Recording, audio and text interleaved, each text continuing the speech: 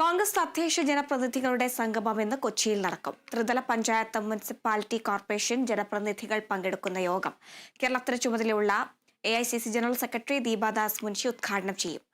വിവരങ്ങളുമായി രേണുക രാജേന്ദ്രൻ ചെയ്യുന്നുണ്ട്. രേണുക, വിശദാംശങ്ങൾ. ഹരിത തദ്ദേശ സ്വയംഭരണ തെരഞ്ഞെടുപ്പിന് മുന്നോടിയായി സംസ്ഥാന കേന്ദ്ര ഗവൺമെന്റിന്റെ ചില തുറന്നുകാട്ടൽ അല്ലെങ്കിൽ അവർ ചെയ്ത ചില നയങ്ങളെ തുറന്നുകാട്ടിക്കൊണ്ടാണ് ഇപ്പോൾ കോൺഗ്രസിന്റെ ഒരു സംഗമം ഇന്ന് കൊച്ചിയിൽ നടക്കുന്നത്.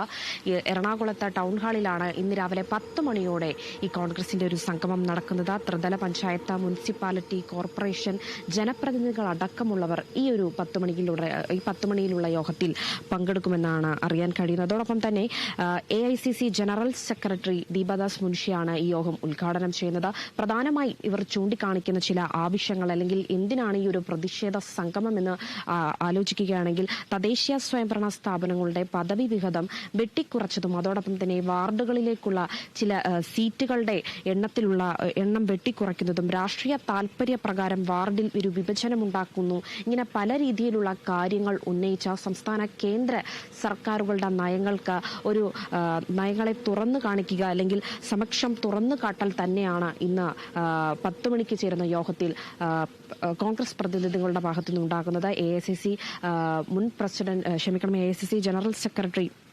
ദീപാദാസാണ് ഈ ചടങ്ങ് ഉദ്ഘാടനം ചെയ്യുന്നത്.